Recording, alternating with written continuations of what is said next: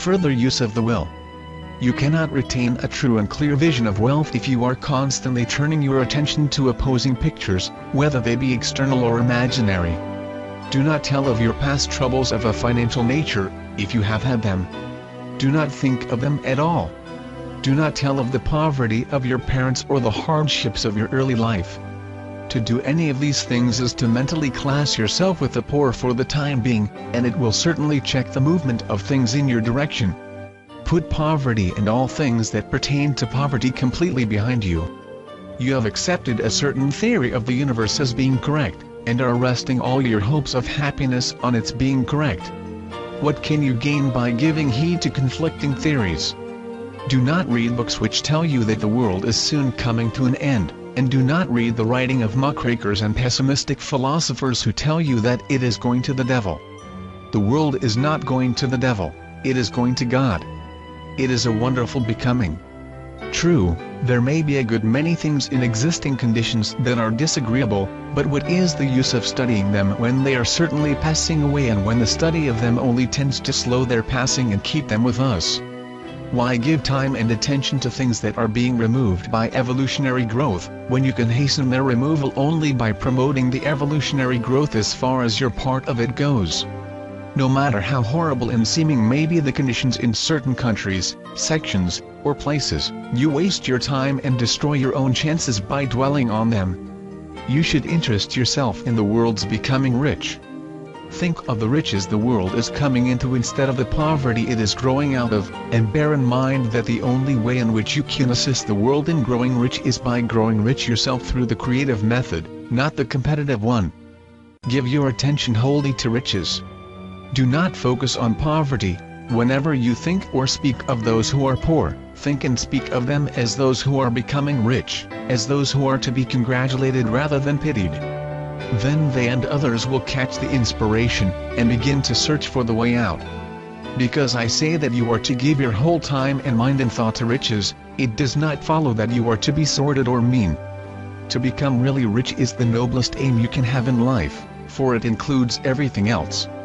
On the competitive plane, the struggle to get rich is a godless scramble for power over others, but when we come into the creative mind, all this is changed. All that is possible in the way of greatness, of service and lofty endeavor, comes by way of getting rich, because all is made possible by the use of things. You can aim at nothing so great or noble, I repeat, as to become rich, and you must fix your attention upon your mental picture of wealth to the exclusion of all that may tend to dim or obscure the vision. Some people remain in poverty because they are ignorant of the fact that there is wealth for them, and these can best be taught by showing them the way to affluence in your own person and practice. Others are poor because, while they feel that there is a way out, they are too intellectually lazy to put forth the mental effort necessary to find the way and travel there. For these people, the very best thing you can do is to arouse their desire by showing them the happiness that comes from being rightly rich. Others still are poor because, while they have some notion of science, they have become so swamped and lost in the maze of theories that they do not know which road to take. They try a mixture of many systems and fail in all. For these, again, the very best thing to do is to show the right way in your own person and practice. An ounce of doing things is worth a pound of theorizing. The very best thing you can do for the whole world is to make the most of yourself. You can serve God and humanity in no more effective way than by getting rich. That is, if you get rich by the creative method and not by the competitive one. Another thing. We assert that this information gives in detail the principles of the science of getting rich, and if that is true, you do not need to read any other book upon the subject. This may sound narrow and egotistical, but consider there is no more scientific method of computation in mathematics than by addition, subtraction, multiplication, and division. No other method is possible. There can be but one shortest distance between 2 points. There is only one way to think scientifically, and that is to think in the way that leads by the most direct and simple route to the goal. No one has yet formulated a briefer or less complex system than the one set forth here. It has been stripped of all non-essentials. When you commence on this, lay all others aside. Put them out of your mind altogether. Read or listen to this information every day. Keep it with you. Commit it to memory, and do not think about other systems and theories. If you do, you will begin to have doubts and to be uncertain and wavering in your thought, and then you will begin to make failures. After you have made good and become rich, you may study other systems as much as you please, and read only the most optimistic comments on the world's news, those in harmony with your picture. Also, do not dabble in theosophy, spiritualism, or kindred studies. Perhaps the dead still exist and are near, but if they are, let them alone. Mind your own business. Wherever the spirits of the dead may be, they have their own work to do, and we have no right to interfere with them.